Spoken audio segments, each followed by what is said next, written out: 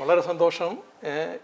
എൻ്റെ ബർത്ത്ഡേയുടെ ദിവസം തന്നെ ബർത്ത്ഡേ ആഘോഷിക്കുന്ന ചാനൽ ന്യൂസ് 140 ഈ സമയത്ത് കാണുവാനും നിങ്ങളോട്ട് സംവദിക്കാൻ ഒരു അവസരം കിട്ടിയതിൽ വളരെയധികം സന്തോഷം. കൂടി വന്നിട്ട് ഞാൻ ഓർക്കുന്നുണ്ട്, ഒരു സ്ത്രീ എൻ്റെ അടുത്ത് വന്നിട്ട് അവർ ശിവദാസ മേനോൻ മുത്തശ്ശ എന്നും പറഞ്ഞ് കൈ തൊഴിട്ട് അവർ കൈ താക്കുന്നില്ല.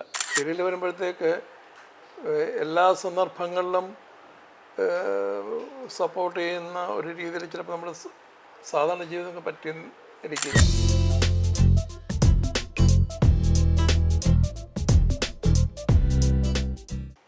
വർഷം തികയുന്ന 140 ന്യൂസിൻ്റെ ആഘോഷ പരിപാടിയിൽ ഇപ്പോൾ എന്നോടൊപ്പം ഉള്ളത് FG തരകൻ സാറാണ്. കുടുംബവിളക്കിലെ ശിവദാസ മേനോൻ എന്ന് പറഞ്ഞാൽ നിങ്ങൾക്ക് എല്ലാവർക്കും പരിചിതമാണല്ലോ.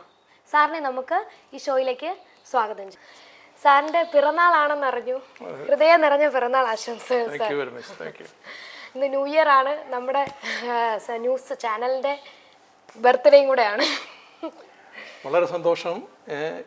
എൻ്റെ ബർത്ത്ഡേയുടെ ദിവസം തന്നെ ബർത്ത്ഡേ ആഘോഷിക്കുന്ന ചാനൽ ന്യൂസ് 140 ഈ സമയത്ത് കാണുവാനും നിങ്ങളോട്ട് സംവദിക്കാൻ ഒരു അവസരം കിട്ടിയതിൽ വളരെയധികം സന്തോഷം. സാറിൻ്റെ കുറച്ച് കുഞ്ഞു കുഞ്ഞു വിശേഷങ്ങൾ അറിയണം. അതായത് സാറ് നമ്മുടെ കുടുംബവിളക്കിലല്ലേ സാറിന് കൂടുതൽ ആരാധകരുണ്ടായതല്ലേ? ശിവദാസ മേനോൻ എന്ന് പറയുന്ന ക്യാരക്ടറാണ് കൂടുതൽ എല്ലാവരുടെയിലും എത്തിയത്. അതിൻ്റെ ഒരു ജേണി എങ്ങനെയായിരുന്നു അതിലോട്ട് വന്നത്, ആ കുടുംബവിളക്കെന്ന് പറയുന്ന കുടുംബത്തിലേക്ക് വന്നത്? ഈ കുടുംബവിളക്കിൽ ഞാൻ അഭിനയിക്കാൻ വരുന്നതിന് മുമ്പ് ഉദ്ദേശം 14 സീരിയലുകളിൽ ചെറിയ ചെറിയ വേഷങ്ങൾ ഞാൻ ചെയ്തിരുന്നു. പിന്നെ നല്ല വേഷങ്ങൾ ചെയ്തത് വാനമ്പാടി, അതിൽ നല്ലൊരു വേഷം ചെയ്തിരുന്നു. പിന്നെ KK രാജീവ് സാറിൻ്റെ തോന്നിയാക്ഷരങ്ങൾ, അതിൽ നല്ലൊരു വേഷമായിരുന്നു. എനിക്ക് ആ 2 സീരിയലിൽ അഭിനയം കണ്ടിട്ടാവണം മിക്കവാറും എന്നെ കുടുംബവിളക്കിലേക്ക് പ്രൊഡക്ഷൻ ഡിസൈനർ ജോസ് പേരുക്കട വിളിക്കുന്ന എന്നാണ് എനിക്ക് തോന്നുന്നത്. ജോസ് പേരുക്കട ഞാൻ നേരത്തെ കോൺടാക്ട് ചെയ്യുമായിരുന്നു, ഫേസ്ബുക്കിൻ്റെ ഫ്രണ്ടായിരുന്നു. ഞാൻ റിക്വസ്റ്റ് ചെയ്യും, ചില ക്ലിപ്പിങ്സൊക്കെ അയച്ചു കൊടുത്തിട്ടുണ്ട്. പക്ഷേ വളരെ നാൾ സൈലൻ്റ് ആയിരുന്നു. പെട്ടെന്നാണ് ഒരു ദിവസം വിളിച്ചിട്ട് ഇങ്ങനെ ഒരു ഏഷ്യാനെറ്റിലേക്ക് ഒന്നും വരുന്നുണ്ട്, സാറിനതിൽ പിന്നെ ഒരു വേഷം ചെയ്യാൻ പറ്റുമെന്ന് ഒരു വേഷമുണ്ട്, ചെയ്യണമെന്ന് പറഞ്ഞു. വളരെ സന്തോഷം തോന്നി. തീർച്ചയായിട്ടും ചെയ്യാമെന്ന് പറഞ്ഞു. ഒരു ചെറിയൊരു ക്ലിപ്പിംഗ് എടുത്തിട്ട് ഗ്രാൻഡ് ചിൽഡ്രനെ കൊണ്ടുള്ള ഒരു മുത്തശ്ശൻ്റെ ഒരു ചെറിയൊരു സീൻ ഷൂട്ട് ചെയ്തിട്ട് അയക്കാമെന്ന് അയച്ചു കൊടുത്തു. 2 ദിവസം കഴിഞ്ഞ് വിളിച്ചു പറഞ്ഞു, സാറേ എല്ലാം അപ്രൂവ് ആയിട്ടുണ്ട്, ഇതിൻ്റെ ഫോട്ടോഷൂട്ടിനുണ്ടെങ്കിൽ വിളിക്കാമെന്ന് പറഞ്ഞു. അങ്ങനെ അതിലേക്ക് പോകുമായിരുന്നു. ആ കുടുംബവിളക്ക് ടീമിനകത്ത് കുറച്ച് എന്തെങ്കിലും വിശേഷങ്ങൾ ഓർത്തു വയ്ക്കാൻ പറ്റിയ എന്തെങ്കിലും വിശേഷങ്ങളുണ്ടോ സാറിന്? കൂടുതലും പെട്ടെന്ന് ഓർത്തെടുക്കാൻ പറ്റുന്നത്. എന്നിരുന്നാലും അതിലെ കഥാപാത്രങ്ങളെ ഓർക്കുമ്പോൾ കുടുംബ പശ്ചാത്തലത്തിൽ പിന്നെ കാണികളെ വളരെയധികം സന്തോഷിപ്പിക്കാൻ പറ്റുന്ന തരത്തിലുള്ള ഒരു വേഷമാണ് ചെയ്യുന്നുള്ളൊരു സാറ്റിസ്ഫാക്ഷനുണ്ട്. കാരണം നമ്മുടെ നാട്ടിൽ ഒരു കുടുംബത്തിൽ ഒരു പെൺകുട്ടിയെ അയച്ചു കഴിഞ്ഞാൽ അവിടെ ഒരു 90% കുടുംബങ്ങളിലും പിന്നെ സംഭവിക്കുന്നത് ഭർത്താവിൻ്റെ അച്ഛനും അമ്മയും സഹോദരങ്ങളും എല്ലാം ആ കുട്ടിയെ അംഗീകരിക്കാതെ, എത്രയൊക്കെ കഴിവുണ്ടെന്ന് പറഞ്ഞാലും അംഗീകരിക്കാതെ പിന്നെ ആ കുട്ടിയെ പ്രയാസപ്പെടുത്താനും മാനസികമായിട്ട് വിഷമിപ്പിക്കാനും ഒക്കെ ശ്രമിക്കുന്നതായിട്ടാണ് നമ്മൾ കണ്ടിട്ടുള്ളത്. ഈ കുടുംബവിളക്കിൽ അതിനൊക്കെ വിപരീതമായിട്ട് ഇവിടെ അച്ഛൻ, ആ കുടുംബത്തിലെ കാരണവർ ആ കുട്ടിയെ വളരെയധികം സപ്പോർട്ട് ചെയ്യുന്നതായിട്ടുള്ള ഒരു രീതിയിലാണ് അത് മെനഞ്ഞെടുത്തിരിക്കുന്നത്. അത് മുമ്പ് കണ്ടിട്ടില്ലാത്തതാണ്, ഞാൻ കണ്ടിട്ടില്ല. ഇത്രയും വർഷം നമ്മൾ പല സിനിമകളും കണ്ടിട്ടുണ്ടെങ്കിലും ഇങ്ങനെ അമ്മായിയച്ഛൻ മരുമകളെ ഇത്രയും സപ്പോർട്ട് ചെയ്യും, സ്വന്തം മകളായിട്ട് തന്നെ കരുതി അതിനെ എല്ലാ തരത്തിലും സപ്പോർട്ട് മുമ്പോട്ട് പോകുന്നത് കണ്ടിട്ടില്ല. അവിടെ ആരെങ്കിലും എതിർത്ത് കഴിഞ്ഞാൽ അവരെ ശാസിക്കാനും അങ്ങനെ ചേരുന്ന പറയാനും ഉള്ള ആർജവമുള്ള ഒരു മുത്തശ്ശനായിട്ട് അഭിനയിക്കാൻ പറ്റിയതിൽ വളരെ സന്തോഷമുണ്ട്. അതുപോലെ തന്നെ അതിലെ അച്ഛനെയും മുത്തശ്ശനെയും കണ്ടിട്ട് ഒരുപാട് പെൺകുട്ടികൾക്ക് ഇഷ്ടപ്പെട്ട് സാറിനെ കോണ്ടാക്ട് ചെയ്തിട്ടുണ്ടോ, മെസ്സേജ് രൂപത്തിലോ അങ്ങനെ എന്തെങ്കിലും? അതുകൊണ്ട് അത്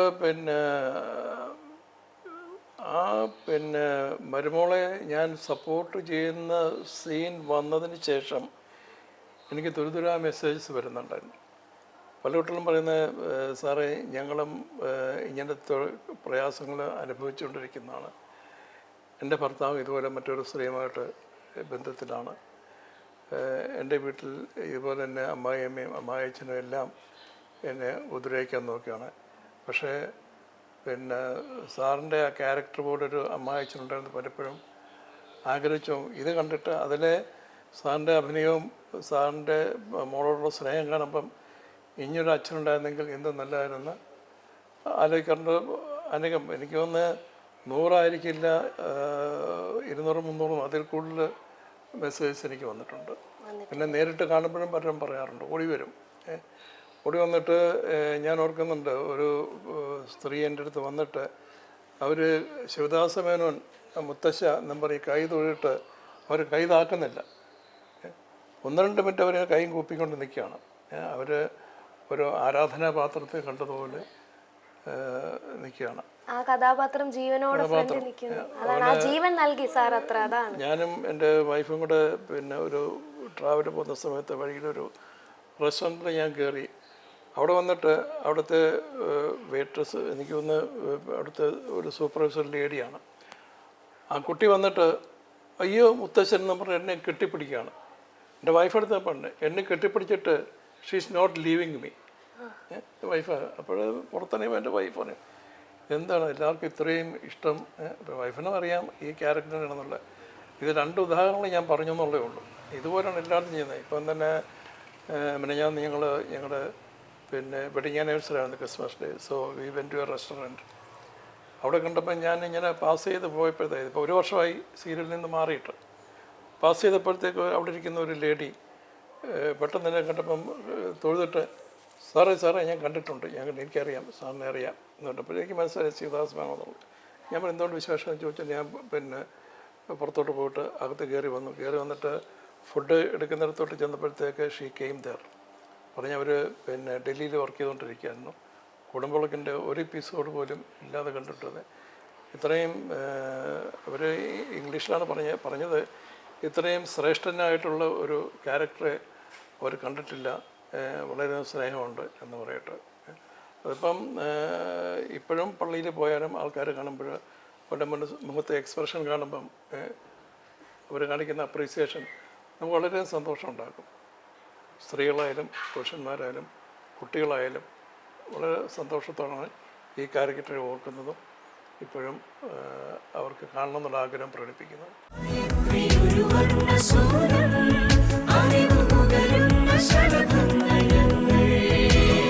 അക്ഷരപ്പിച്ചകൾ നടന്നതിവിടെ, മധുരമാമ്പഴ വിഷാദം ഗ്രഹിച്ചതിവിടെ. ജീവന ചരിത്ര സഞ്ചാരങ്ങൾ ഗോളാന്തരങ്ങളും കണ്ടതിവിടെ. ഗായത്രി ഒരു ജ്ഞാനമന്ത്രം, നെഞ്ചിലുയരുന്നൊരേ അമൃതമന്ത്രം. ഗായത്രി ഒരു മാർഗദീപം, അറിവ് പകരും ചരാതുകൾ ഞങ്ങൾ. മാതൃഗായത്രി മാതൃഗായത്രി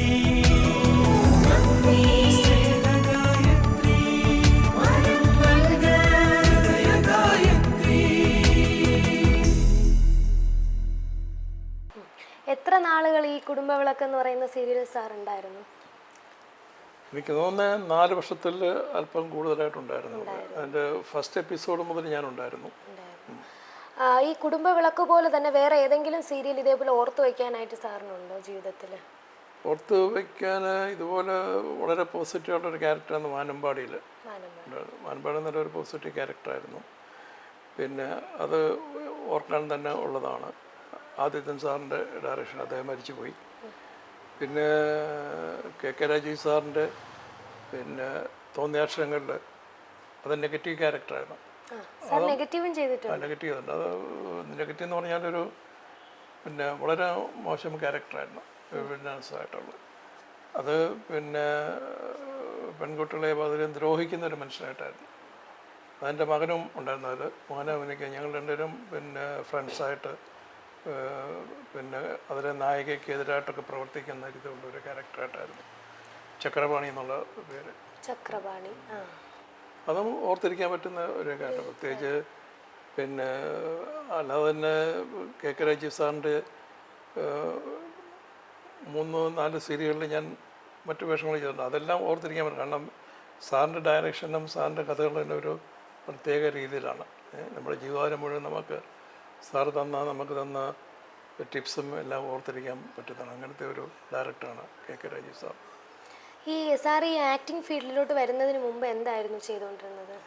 ഞാൻ ഖത്തറിലായിരുന്നു. ഖത്തറിലായിരുന്നു. ഖത്തറിലെ 1971 ഡിസംബറിലാണ്, ഡിസംബർ 12 ആണ് ഞാൻ ഖത്തറിലെത്തുന്നത്.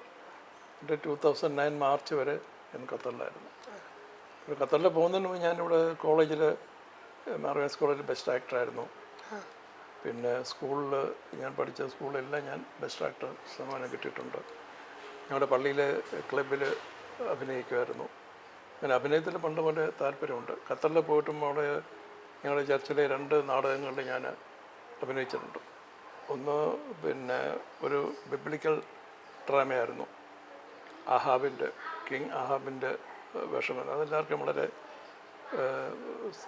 സന്തോഷമായ ഒരു റോളായിരുന്നു. പിന്നെ ഒരു സാമൂഹ്യ നാടകത്തിൽ അല്പം കോമഡിയൊക്കെ ഉള്ള അതും ചെയ്തു. 2 നാടകം അവിടെ ചെയ്തു.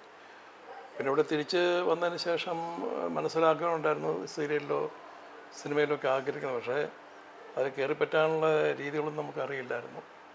പിന്നെ യാദൃശ്യമായിട്ട് ഞാൻ പിന്നെ രഘുത്തമൻ സാറിൻ്റെ പിന്നെ ഒരു നാടക കളരിയിൽ പോയി അവിടെ വെച്ചിട്ട് ഒരു ലേഡിയെ പരിചയപ്പെട്ടിട്ട് അവരാണ് എൻ്റെ സാറേ അവിടെ നമ്മളെ കൊണ്ട് ചില കാര്യങ്ങൾ ചെയ്യിക്കുമ്പോൾ അവർ നോട്ട് ചെയ്തിട്ട് പറഞ്ഞു, സാറിൻ്റെ അഭിനയത്തിനൊക്കെ ഇത്രയും കഴിവുണ്ടല്ലോ, so why don't you try film or serial എന്ന് പറഞ്ഞു.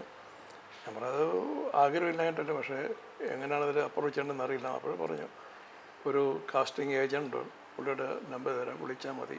അവരെ ഞാൻ വിളിച്ചു. അവർ വഴി 3-4 സീരിയലൊക്കെ ചെറിയ വേഷങ്ങൾ ചെയ്യാൻ പറ്റി. അത് കഴിഞ്ഞിട്ട് അത് കണ്ടിട്ടാണ് വേറെ.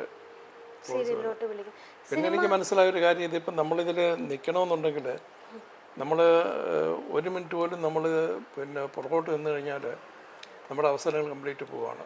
നമ്മൾ 365 ദിവസം 24 മണിക്കൂറും ഇതിനുവേണ്ടി നമ്മൾ ട്രൈ ചെയ്തുകൊണ്ടിരിക്കണം. ആൾക്കാരെ വിളിക്കുകയും കാണുകയും ലൊക്കേഷൻസിൽ പോയിട്ട് ഡയറക്ടേഴ്സിനെയും പ്രൊഡ്യൂസറിനെയും എല്ലാം കണ്ട് അതുപോലെ. അപ്പോൾ അങ്ങനത്തെ ഒരു തീവ്രമായിട്ടുള്ളൊരു ശ്രമം എൻ്റെ അടുത്തൊന്നും ഉണ്ടാകുന്നില്ല. അതുകൊണ്ട് കഴിഞ്ഞ 1 വർഷമായിട്ട് ഞാനൊരു ഒരു സീരിയലിൽ അഭിനയിച്ചു. പിന്നെ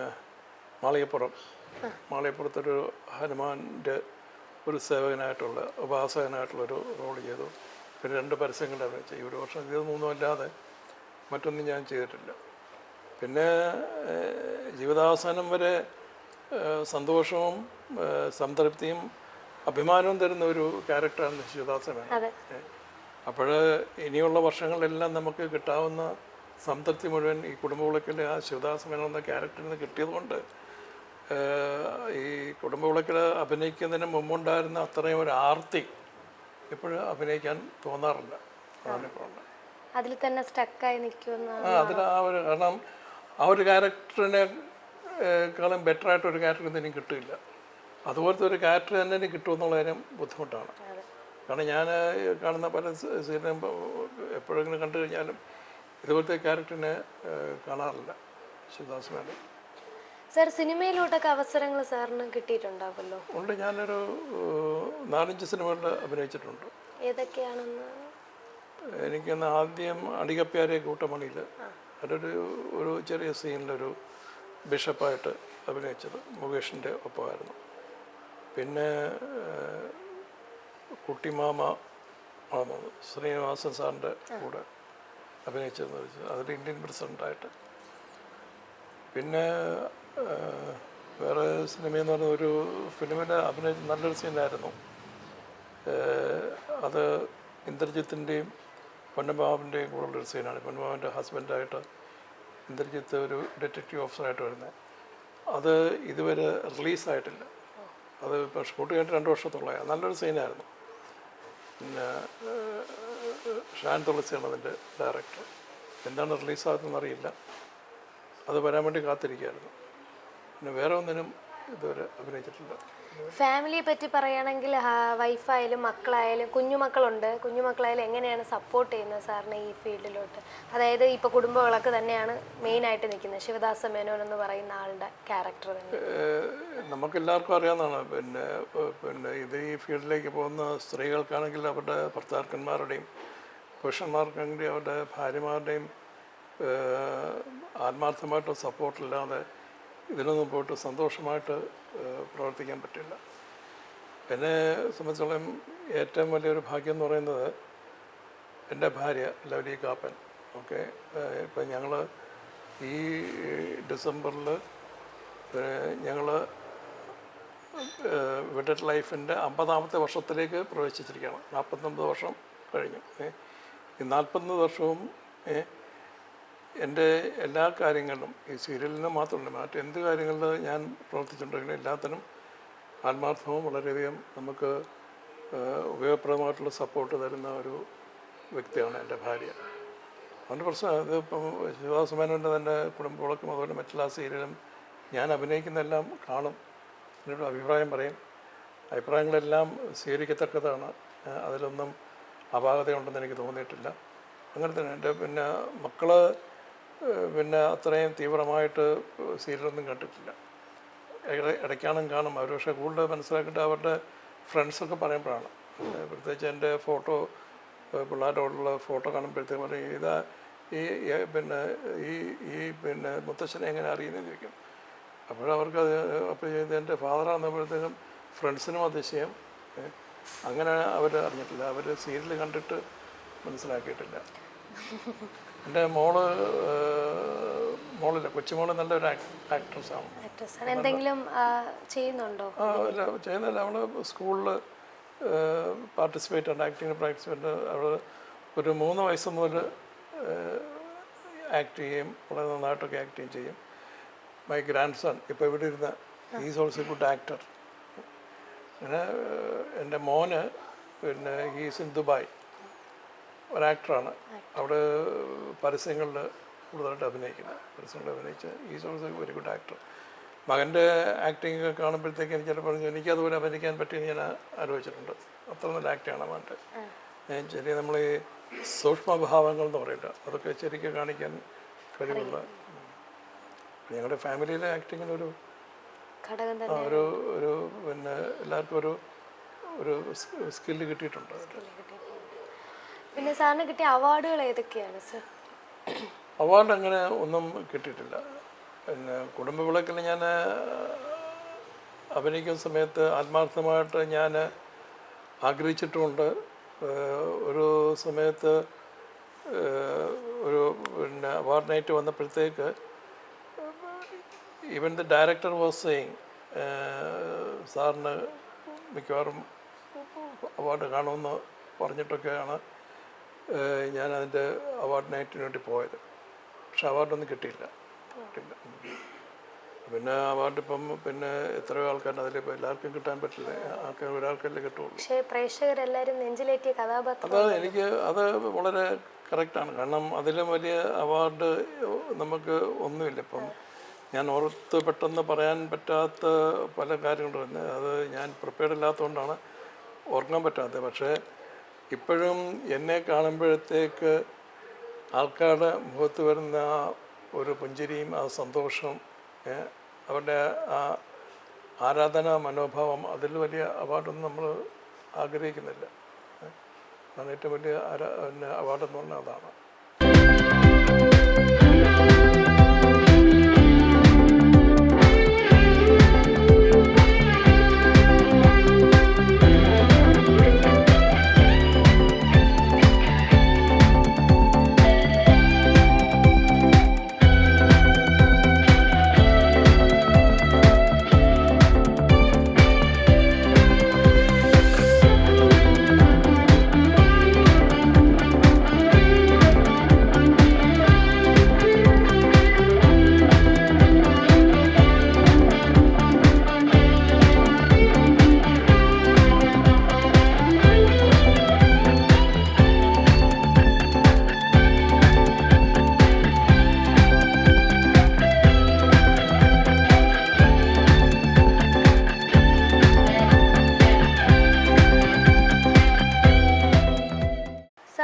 ഇപ്പോൾ നമ്മുടെ ഇപ്പോൾ പറഞ്ഞിട്ടുണ്ടായിരുന്നു ആ കുടുംബത്തിലെ അച്ഛനെയും അമ്മായി അച്ഛനെയും പോലെ തന്നെ എല്ലാ പെൺകുട്ടികൾക്കും വേണമെന്ന്. വീട്ടിൽ അങ്ങനെ ഒരു അച്ഛനും അമ്മായി അച്ഛനും ആണോ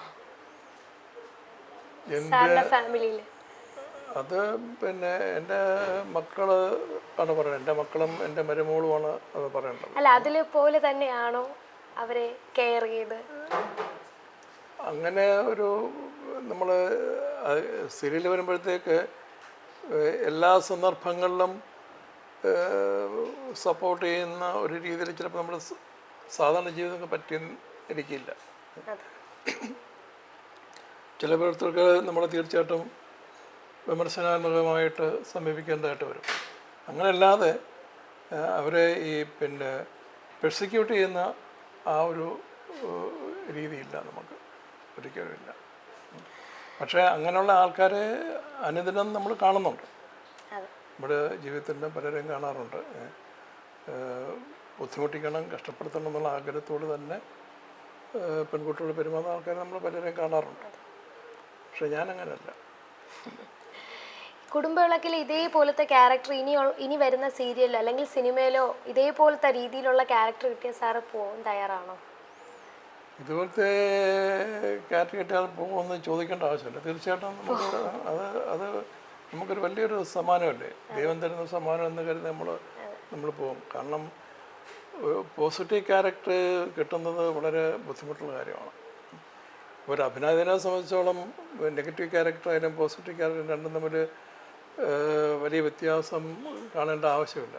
കാരണം പിന്നെ വില്ലനായി സുട്ട ആൾക്കാരും ശരിക്കും അഭിനയിച്ചാൽ അത് പിന്നെ സക്സസ് ആക്കാൻ പറ്റുള്ളൂ, അഭിനയ ക്യാരക്ടർ സക്സസ് ആക്കാൻ പറ്റുള്ളൂ. ഇപ്പം ഏത് റോള് കിട്ടിയാലും പോകണമെന്ന് ആഗ്രഹമുണ്ട്. പക്ഷേ ശിവദാസ മേനോനെ പോലുള്ള ഒരു ക്യാരക്ടർ വീണ്ടും കിട്ടുകയാണെന്നെങ്കിൽ അത് തീർച്ചയായിട്ടും അനുഗ്രഹം തന്നെ ആയിരിക്കും. പക്ഷെ അല്ലാതെ ഇങ്ങനെ നമ്മളത് ആ ടൈപ്പ് മാത്രമേ ചെയ്യുള്ളൂ എന്നുള്ള അങ്ങനത്തെ ചിന്തയൊന്നുമില്ല. ഇപ്പോൾ പെൺകുട്ടികൾ സാർ തന്നെ പറഞ്ഞു, സാറിന് ഒരുപാട് മെസ്സേജുകൾ വരുന്നു അല്ലേ?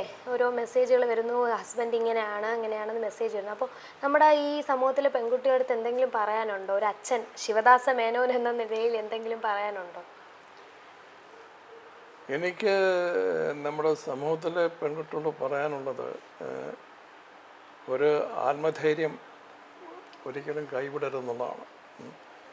അവർ അച്ഛൻ്റെയും അമ്മയുടെ അടുത്തുനിന്ന് പ്രതീക്ഷിച്ച അതേ സ്നേഹവും കരുതലും ഭർത്താവിൽ നിന്നോ ഭർത്താവിൻ്റെ വീട്ടുകാരിൽ നിന്നോ ഉണ്ടായാൽ അത് ദൈവാനുഗ്രഹം എന്ന് വിചാരിക്കാം. ആത്മധൈര്യം എന്ന് പറയുമ്പോഴത്തേക്ക് എൻ്റെ ഇത്ര നാളത്തെ വർഷത്തെ പരിചയവും എൻ്റെ വിശ്വാസമെല്ലാം വെച്ച് നമ്മൾ അല്ലെങ്കിൽ ഈ കുട്ടികളെല്ലാം ദൈവത്തിൽ ആശ്രയിക്കുക. പിന്നെ കുറേയൊക്കെ അവർ ഫിലോസഫിക്കലാണ്. ഇപ്പം ക്രിസ്ത്യൻസ് ആണെങ്കിൽ ബൈബിൾ വായിക്കുക, പിന്നെ ഹിന്ദുസ് ആണെങ്കിൽ ഭഗവത്ഗീതയും അതുകൊണ്ട് പുസ്തകങ്ങൾ വായിക്കുക, മുസ്ലിംസ് ആണെങ്കിൽ ഖുർആൻ വായിക്കുക. അതിലുള്ള ഉപദേശങ്ങൾ മനസ്സിൽ നമ്മൾ കരുതി ജീവിച്ചു കഴിഞ്ഞാൽ പ്രതിസന്ധികളെ നമുക്ക് നേരിടാൻ പറ്റും. പ്രതിസന്ധികൾ മാറും നമ്മൾ വിചാരിക്കരുത്, നേരിടാനുള്ള ഒരു കഴിവ് കിട്ടും. കാരണം ഈ പോകുന്ന വീടുകളിലുള്ള അവരുടെ അമ്മായി അച്ഛനായാലും അമ്മയപ്പൻ്റെ അവർ മറ്റൊരു കൾച്ചറിൽ നിന്നും അവരുടെ സംസ്കാരം ഏതാണെന്നുള്ളത് നമുക്കറിയാൻ പറ്റില്ല.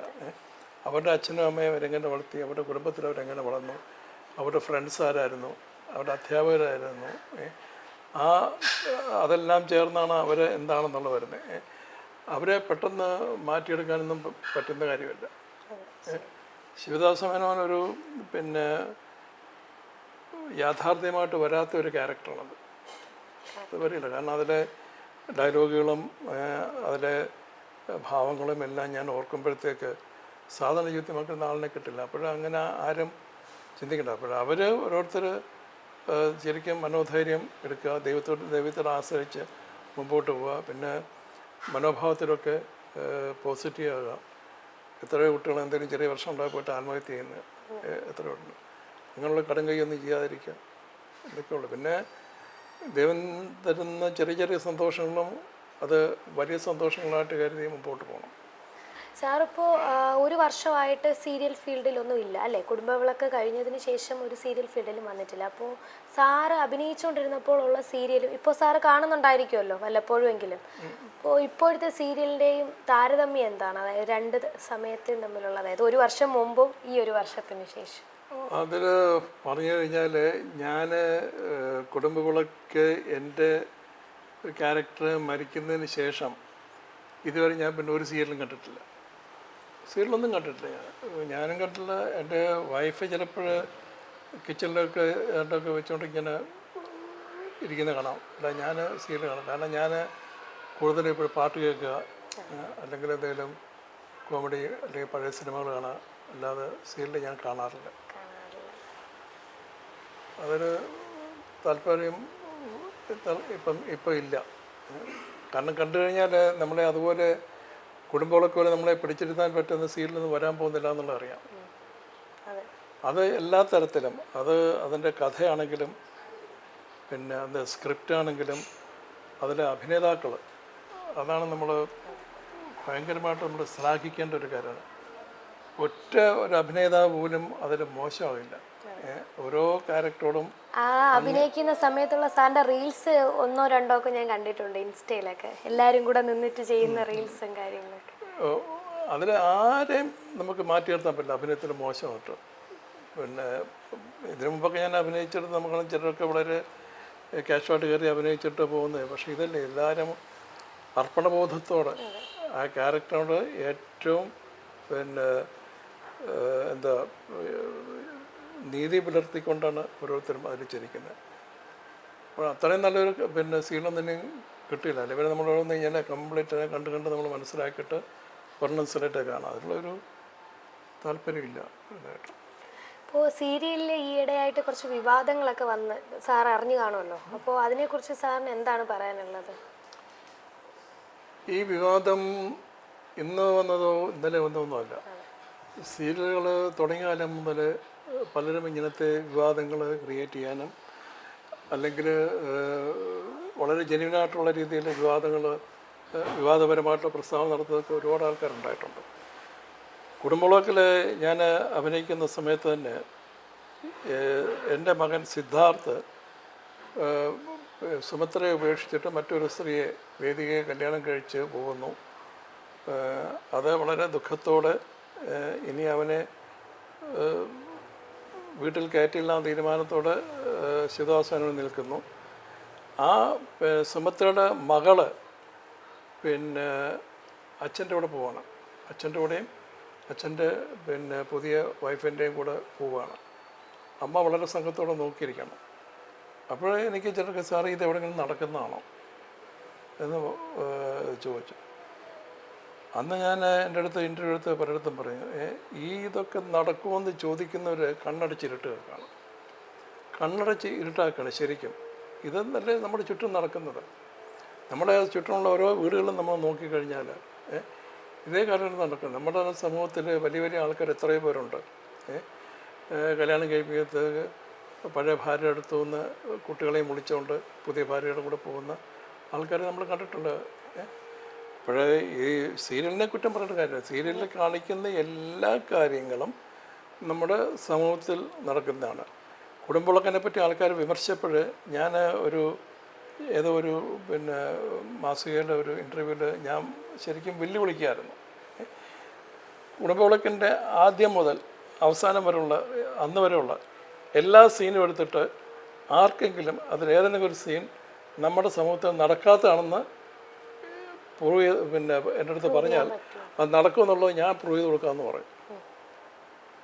ഉദാഹരണമായിട്ട് അങ്ങനെയല്ല, അത് നമ്മുടെ സീരിയലിനെ വെറുതെ കുറ്റം പറഞ്ഞിട്ട് കാര്യമില്ല. പിന്നെ ഉണ്ട് ചില സീരിയലൊക്കെ ആൾക്കാരെ കൂടുതൽ അട്രാക്റ്റ് ചെയ്യാൻ പറ്റുമെന്നുള്ള ഒരു മിഥ്യാബോധത്തോടെ ഓവറായിട്ട് ഓരോ കാര്യങ്ങൾ കാണിക്കുന്നത്. അതിൻ്റെ ആവശ്യമില്ല. അതിലൊക്കെ ആയിരുന്നു പിന്നെ കുടുംബവിളക്കിൻ്റെ ഏറ്റവും വളരെ മിതത്വം പാലിച്ചാണ് എല്ലാം കാര്യം ചെയ്തിരിക്കുന്നത്. അങ്ങനെ ഒരു വിവാദമൊന്നും വരേണ്ട ആവശ്യമില്ല. പിന്നെ ചിലർക്ക് വിവാദം ഉണ്ടാക്കുന്ന ഇഷ്ടമാണ്. ചിലർ പേരിന് വേണ്ടി വിവാദം ഉണ്ടാക്കും. ചിലർ വളരെ നാളായിട്ട് അവരുടെ മനസ്സിൽ പറയാൻ വേണ്ടി എന്തെങ്കിലും വെച്ചിരുന്നത് പെട്ടെന്ന് പറയും. അങ്ങനെയൊക്കെയാണ് ഈ വിവാദം ഉണ്ടാകുന്നത്. അല്ലാതെ സീരിയലിനെ കുറ്റം പറയേണ്ട ആവശ്യമില്ല. സീരിയലിൽ കാണിക്കുന്നതെല്ലാം നമ്മുടെ സമൂഹത്തിൽ നടക്കുന്ന കാര്യങ്ങൾ തന്നെയാണ് എന്നാണ് എനിക്ക് പറയാനുള്ളത്. ഇത്രയും നേരം നമുക്ക് വേണ്ടി സമയം ചെലവഴിച്ച FJ തരകൻ സാറിന് വളരെയധികം നന്ദിയുണ്ട്. Thank you. And happy new year and happy birthday. Thank you very much. ഒരിക്കൽ കൂടി ഹാപ്പി ന്യൂ ഇയർ. 3-ാം വാർഷികം ആഘോഷിച്ച് 4-ാം വർഷത്തിലേക്ക് പ്രവേശിക്കുന്ന ചാനൽ 140 ന്യൂസിന് എൻ്റെയും എൻ്റെ കുടുംബത്തിൻ്റെയും എല്ലാവിധമായ ഭാവങ്ങളും നേരുന്നു. ദൈവം സമൃദ്ധമായി അനുഗ്രഹിക്കട്ടെ. Thank you.